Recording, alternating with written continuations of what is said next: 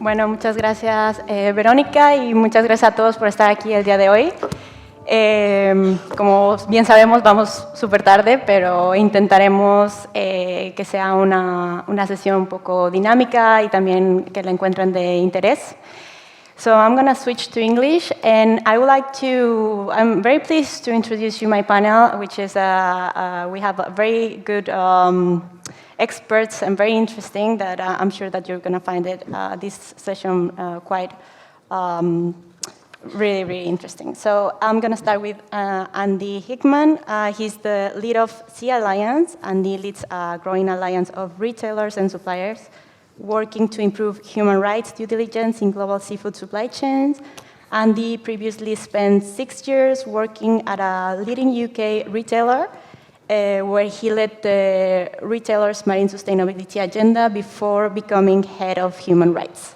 Then we have Will Addy. Will is a commercial leader at SEDEX, helping drive the transformation and growth of the business.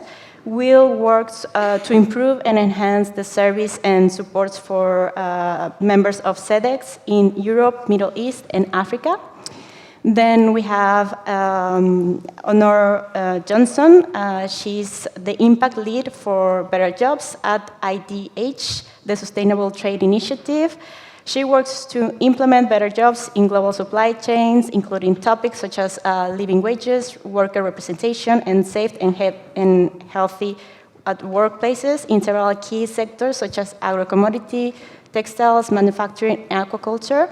And last but not least, we have Emilio Martinez Cadilla. He is the general manager at Pescadores del Atlántico. Also, he is the chair of ANECTIM, the National Association of Sales Companies of Highly Migratory Species.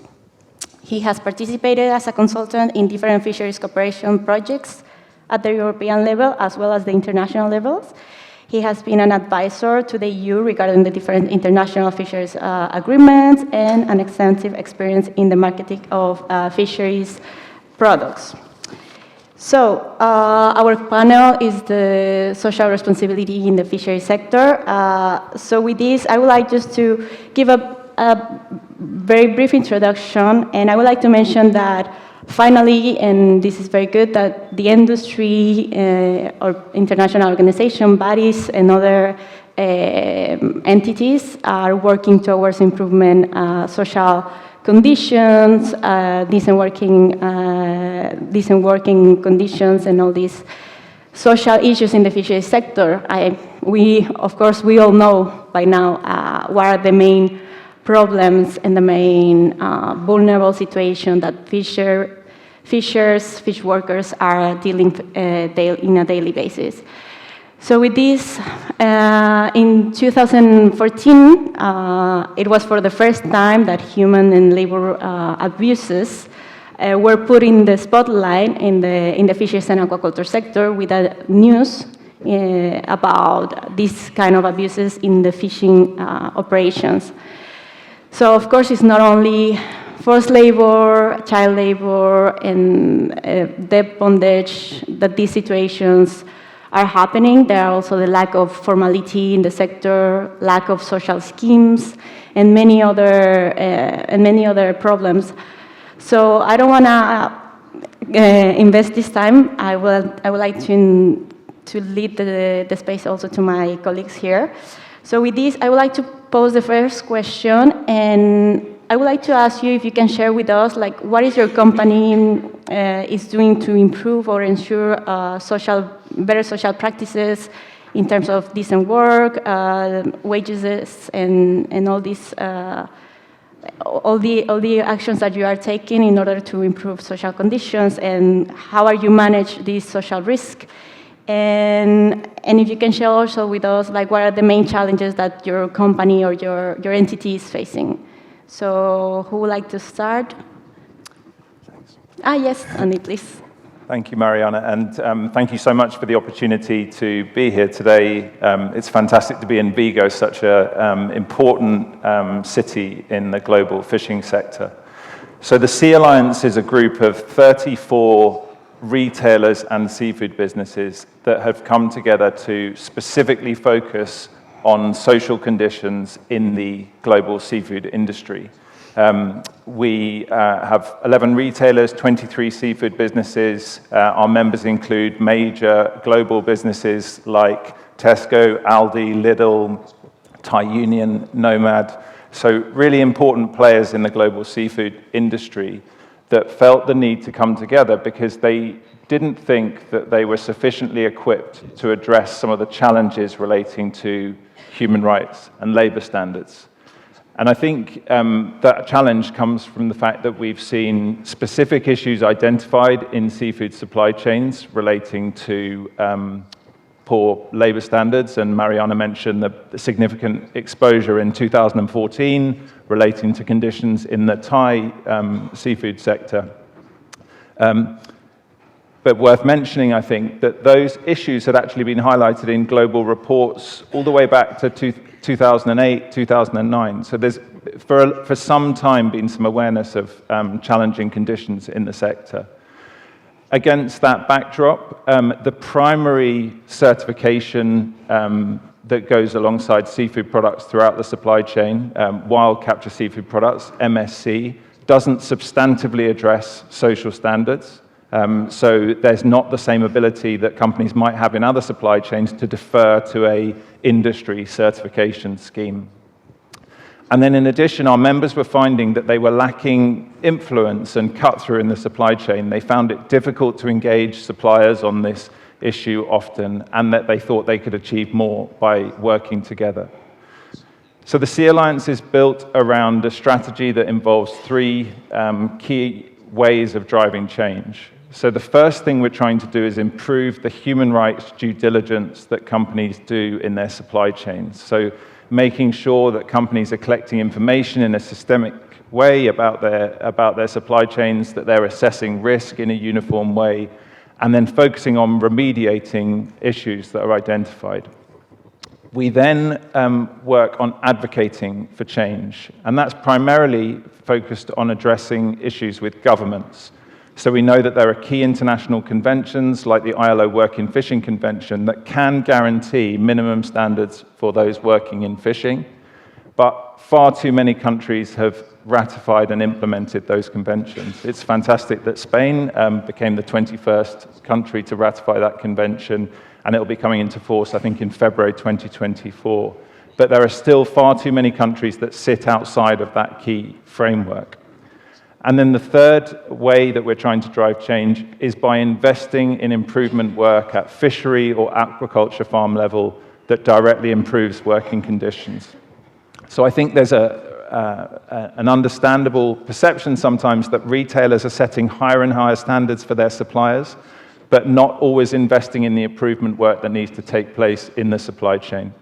So the Sea Alliance has created a small fund that we call our Change on the Water Fund that aims to invest in improvement work at fishery and aquaculture farm level, involving co-investment from philanthropic organizations, but also from our member companies. And we would really invite any companies here today that sell into the UK market or have links to UK businesses that might be interested in proposing projects that we can work on together. We would be really interested in that. So I'll stop there, Mariana. Oh, thank you, Andy. Thank you. Honore, would you like to take the floor? Sure, thank you, and thanks so much for having us and being part of this great panel here and talking about social sustainability, which is a key topic, as we all know. I'm here from IDH, the Sustainable Trade Initiative. So we work on convening, co-funding, and innovating in many supply chains. We work on both social and environmental topics, so I can assure you the linkages here are many, which we can also talk about. The social challenges that we work on with our partners are the ones, in fact, that you mentioned, living wage, which is very much linked to worker representation and safe and healthy workplaces. Very important topics also in this sector. We also do a lot of work around embedding gender in the work that we do, making sure, which was one of the points mentioned earlier, how gender plays a key role in really enabling some of these other factors, like fair wages and safe and healthy workplaces. In the seafood sector, we do some interesting projects where we combine a lot of players, which I think is also one of the key themes this week. How do we bring players together? And the ones I wanted to mention first is our aquaculture environmental footprint working group. And if you heard environmental and you said, what is the link here with social? I can tell you that's a key part of how our group works together to embed the social in the way we measure the environmental footprint, and using a standard that many parties can align on. So using a data framework that parties can compare, and in that way they can share data and understand where they are compared to others in their environmental footprinting, but also engage in that social element, which is so important. We also work on living wages, which is a cross-sectoral initiative. We work on many parties, such as many UK retailers, as mentioned before, Dutch retailers, and retailers across Europe, to try to demystify this topic of living wage, understand from a producer perspective, but also from a buyer perspective, and all the actors in the supply chain, how we can implement an important topic like living wages. And finally, another project which engages many actors is a project we're working on mainly starting in Vietnam called Multi-Company Collective Bargaining Agreements, where we're bringing together parties in the Vietnamese seafood sector to help ensure or understand if we can create a multi-company framework for labor. So through a lot of these projects, we learn and work with our partners to further bring the topic of social sustainability on the agenda, because this has become more and more apparent, right? We know many people are looking to this sector as the future of sustainable food, but we can't really achieve that goal without having sustainability be in everything we do and ensuring that workers and the sustainability of those who are part of the supply chain have a future as well. Thank you, Honore, for sharing what you're doing. So maybe, Emilio, would you like to take the floor? Muchas gracias. En primer lugar, agradecer a Conxemar su nueva invitación a participar en este acto y la verdad que estamos encantados de que se empiece a hablar también de sostenibilidad social, ¿no? Hasta ahora solo se estaba contemplando una única perspectiva, por lo menos es lo que percibimos nosotros como empresas extractoras, comercializadoras y transformadoras, que es solo la perspectiva medioambiental, ¿no? Nos parece y estamos encantadísimos de que se hable también de sostenibilidad social, y estamos esperando que en algún momento entre de nuevo en el debate la tercera pata de la triple dimensión, que es la dimensión económica, que creo que se le está dando escasa o ninguna relevancia a este aspecto. A mí me gustaría trasladar lo que estamos haciendo, pues, un grupo de asociaciones pesqueras y una asociación como la nuestra, una Asociación Nacional de Empresas Comercializadoras de Especies Altamente Migratorias, que conjuntamente, como decía antes, con las asociaciones representativas de la flota del pez espada, como son Orpagu, La Guardia, Opromar Marín, OPP7 de Burela y Obnapa Vigo, llevamos desarrollando desde el año 2018-19 un proyecto de mejora pesquera que se denomina FIPLUS. El principal componente de este proyecto de mejora pesquera es el medioambiental, lógicamente, y para ello hemos desarrollado una serie de acciones con el único objetivo de aportar documentación, de aportar información fidedigna y fiable para que las organizaciones regionales de pesca adopten en sus medidas, que las medidas de ordenación, de las organizaciones regionales pesqueras, pues vayan en la línea del conocimiento científico, que para nosotros es un elemento fundamental. Desde hace un par de años, el organismo evaluador de los FIP, Fishery Progress, ha considerado que se debe avanzar en este aspecto, que no solo debe percibirse o solo debe tratarse en el aspecto, cuando se desarrolla un FIP, el aspecto medioambiental, sino que hay que avanzar un poco y tratar el elemento social, ¿no? Y en ese sentido ha establecido una serie de herramientas, de protocolos, para que a partir de ahora los FIPs no solo se contemple desde la perspectiva medioambiental, sino que se añada también la perspectiva social. En definitiva, lo que viene a decir es que no es posible garantizar la sostenibilidad de una pesquería, la sostenibilidad ambiental, sin garantizar el respeto a los derechos humanos. Entonces, me gustaría trasladar muy brevemente la metodología del FIP social que estamos desarrollando nosotros. Me la voy a trasladar literalmente porque es bastante grande. Parte de tres principios. Un primer principio, que es proteger derechos humanos, la dignidad y el acceso a los recursos, y para ello se establecen una serie de indicadores, ¿no? Por una parte, abuso y acoso, trata de personas, trabajo forzoso, servidumbre por deudas, trabajo infantil, libertad de asociación, ingresos, descanso adecuado, seguridad en el trabajo, etcétera, etcétera, ¿no? Un segundo principio, que es garantizar la oportunidad y la igualdad y las oportunidades equitativas, que a su vez tiene una serie de indicadores que son presentación de reclamaciones, acceso a reparación, participación de partes interesadas, gestión colaborativa. Y por último, un tercer principio que es mejorar la seguridad alimentaria, nutricional y de los medios de subsistencia, con sus correspondientes indicadores de desempeño, que son efectos de la pesca industrial en la seguridad alimentaria y nutricional, servicios de salud, educación, beneficios, retención del valor económico. Esto creo que a Honore le suena muchísimo por los proyectos que está desarrollando, ¿no? Y finalmente, pues bueno, hasta hoy todo el grupo, tanto las asociaciones como la Asociación Nacional, hemos desarrollado una serie de acciones. La primera que ha sido establecer una planificación en 5 etapas, un diagnóstico, un análisis de datos, definir una estrategia, evaluar los riesgos, elaborar un plan de acción y un plan de comunicación. Y en este sentido, pues bueno, la autoevaluación que hemos realizado determinó que para nuestro FIP en concreto eran de aplicación 2 componentes. Un primer componente que implica firmar un código de conducta, proporcionar información sobre embarcaciones y tripulaciones y hacer esfuerzos para que las tripulaciones conozcan de una manera efectiva sus derechos. Y también demostrar que existe un mecanismo alternativo de quejas. Un segundo componente que es para FIPs que potencialmente pudieran tener algún tipo de riesgo, y se trata de hacer una evaluación de riesgos, crear un plan de trabajo para abordar si todos los indicadores están al rojo o potencialmente en algún momento determinado puedan pasar a verde.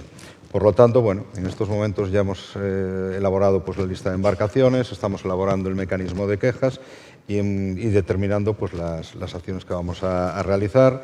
Tenemos ya un presupuesto para estas, pero bueno, en definitiva, para mí lo importante es un poco el comentario que hacía al principio. Estamos encantados de que se empiece a hablar del elemento social, pero creo que ya es momento de que empecemos a hablar también de la importancia económica en la perspectiva de la sostenibilidad. Muchas gracias. Will? Thank you. Well, what's very clear from listening to my fellow panelists is there are lots of different associations and groups trying to do the same thing, which is this focus on ESG within the supply chain and the whole value chain. And I think, you know, SEDEX is a members organization like many of these other organizations that helps with the collection of data, because at the heart of a lot of these issues is the understanding of that data. And the challenges that you face within this industry and like many others is the consistency of that data and access to that data. And so, you know, SEDEX helps our members collect that data and store it so you can look at the different risk indicators within the supply chain and through lenses such as gender, which was mentioned earlier, but as well as many others. It isn't a perfect solution in terms of understanding and collecting that data, because then it's what do you do with it? So how do you turn your reds to greens, and how do you address non-compliances within that supply chain?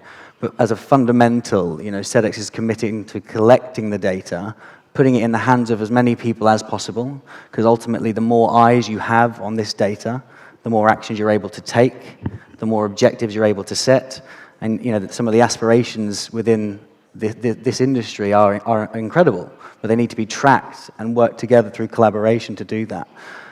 So, you know, very much offering a suite of tools for understanding suppliers and the whole of the value chain, giving visibility both up and down in terms of what that looks like. But on its own, it's still only another set of data points. So you then need to have the action plans and what you would do. So we offer some risk tools to help you understand some of the inherent risk in supply chain. The EU due diligence was mentioned earlier, and as all the other nations enact that into legislation, those requirements become law, which is fantastic. But actually, this industry is getting ahead of that and going further than that. And so very much focusing on trying to understand the indicators of risk and then offering ability to act on them. But unfortunately, as you'll hear from our esteemed panel here, there is no single perfect solution, and actually collaboration across different industries and within different organizations focusing on this is probably the best way. Yeah, thank you. Thank you all. I think you've made like very, very, very important points. And I think, like, as you said, good that nowadays we are talking more about social responsibility, trying to address social problems in the sector and decent working conditions, not only on board, but also throughout the entire fisheries and aquaculture value chain, this is one of the complex and one of the longest and complex value chains in terms of food commodities. So also we have to take into account that, and for that we need collaboration, as Will said. We need collaboration among all the stakeholders in the fisheries and aquaculture sector.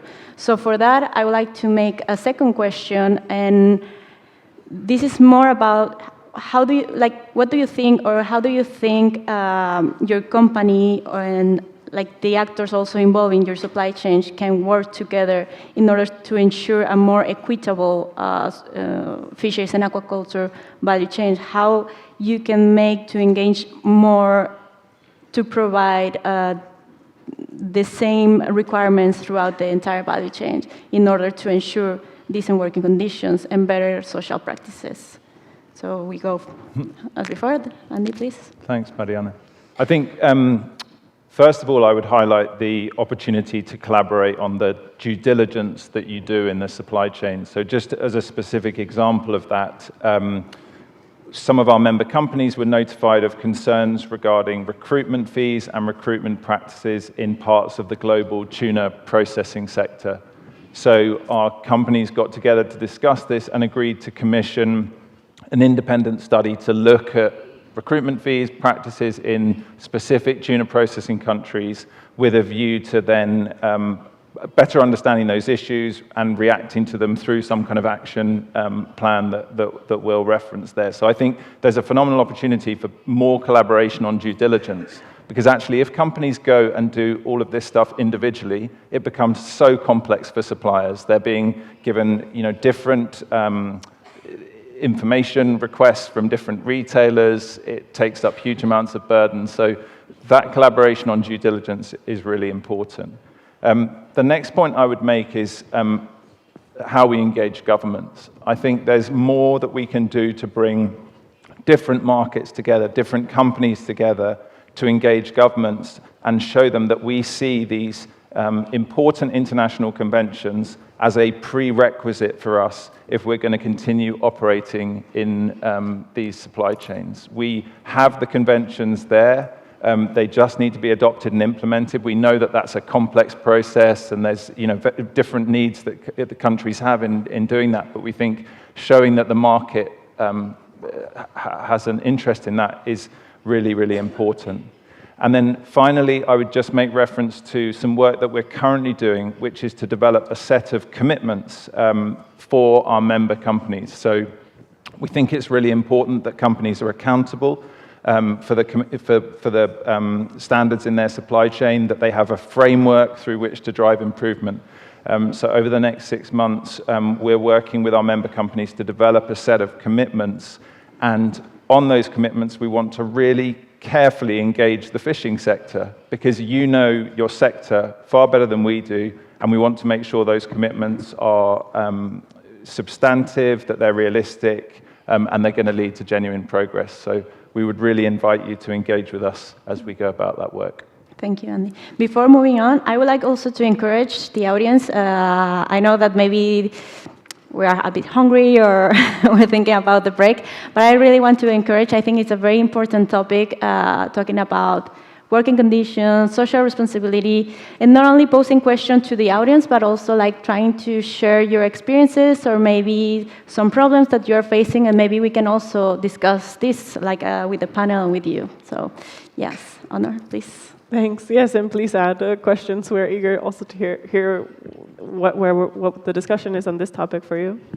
Yeah, I think similarly, we're doing lots of projects working with different layers in the supply chain that are very interesting. So I mentioned multi-company collective bargaining agreements. This is of course, country-level initiative working with Vietnamese union, but also producers, exporters, and traders in a local context. So getting players together to set an equal playing field for the labor market. So not necessarily even the buying market yet, but how do we ensure that our labor force is uniform and has the same working conditions, which also reduces turnover, exchanges between companies, etc.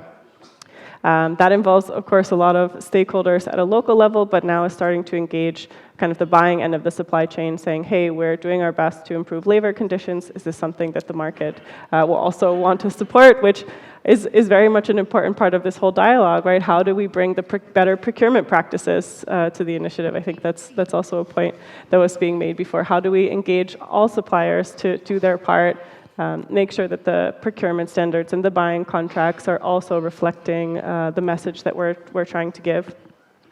I also mentioned our aquaculture environmental working group, which really echoes the statement of using the same data to get at the same picture. So when we all have our individual perspectives from one certification or one standard that don't use the same measurement frameworks, it can be very hard to understand the bigger picture. But when we use an aligned framework, this really helps make more progress, that we can collaborate with others. So I think the alignment on data is a huge foundation for also further collaboration. And finally, I'll mention a shared message, right? We've been also collaborating with governments, the ILO, as well as the United Nations Global Compact, which is a business organization of over 20,000 companies, where one of their key targets is living wage. So bringing a clear message to everyone in the supply chain saying, hey, this is a topic that's really becoming at the highest levels. That way it's not only coming from one end of the supply chain, but we say, hey, this topic is on the agenda for us to meet the SDGs. So at every level, there's really opportunities to engage with different partners. So yeah, reach out and connect, and hopefully over lunch as well, we can keep having that dialogue. Exactly. Thank you, Honore. Emilio? La pregunta sobre de qué manera pues, se puede buscar elementos de cooperación, de compromiso, de involucrarse entre actores de la cadena me parece una pregunta fantástica, súper interesante, pero yo no lo sé. No puedo darte una respuesta. La única respuesta en ese aspecto que podíamos dar es un poco pues, a la gallega, ¿no? Es decir, el actor que tenga más influencia sobre el resto tendrá más capacidad de involucrar o de comprometer al otro, ¿no?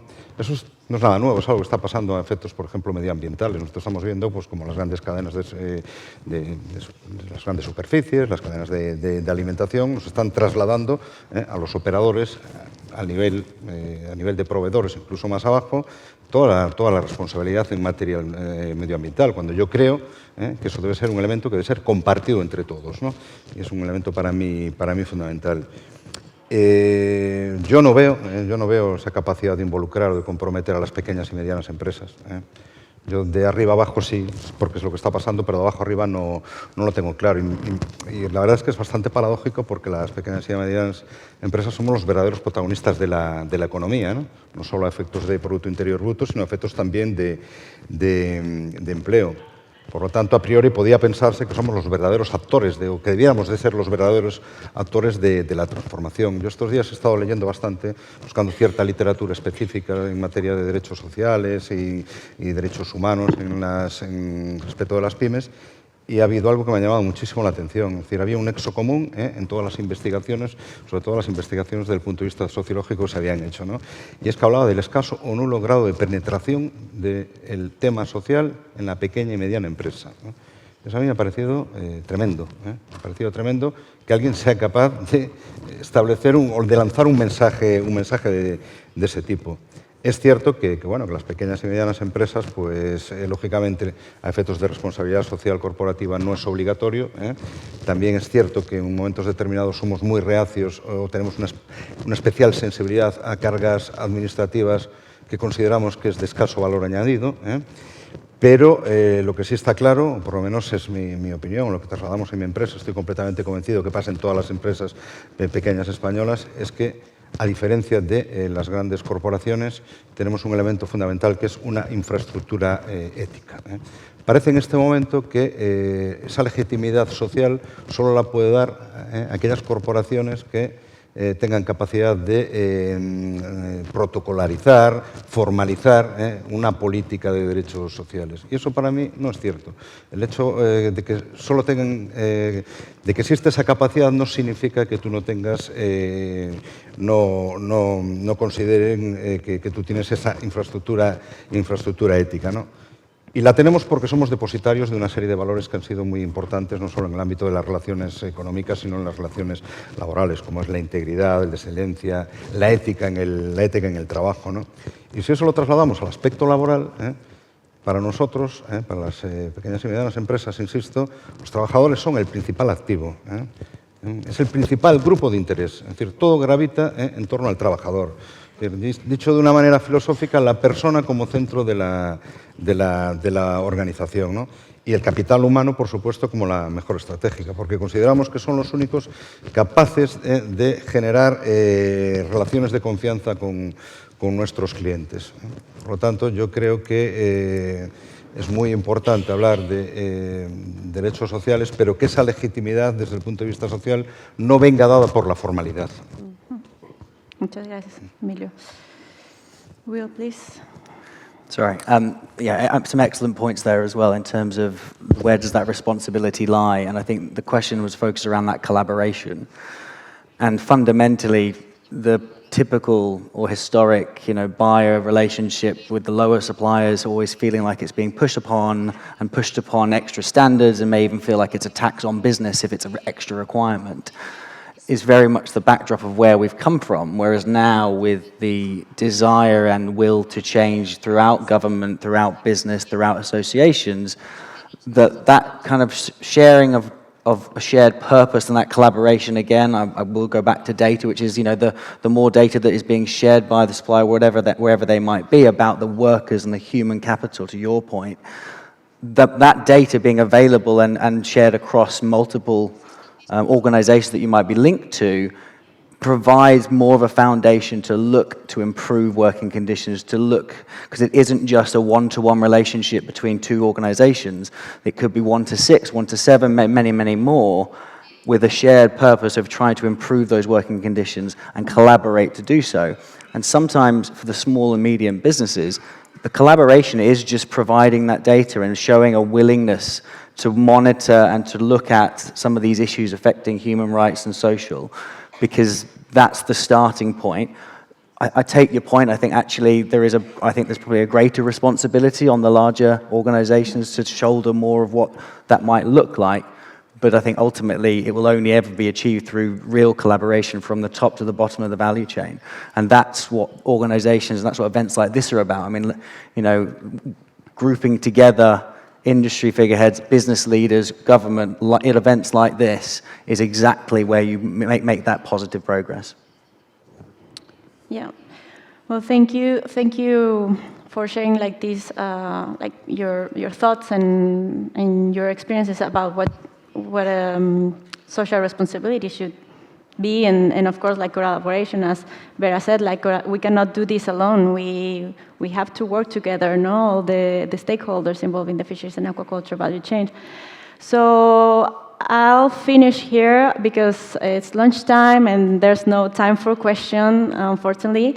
But I encourage you to go and talk to the panel, to me, to whoever you think you'd be interested in, pose a question. I think there are so many things that there's still a lot of work and actions to be done. And also maybe I'll just raise a question. What about the role of consumers? Should be included also in the supply chain? Should not? So yeah, with that, I'll leave you here, and I'll pass the floor to our presenter, to our Verónica. Thank you all.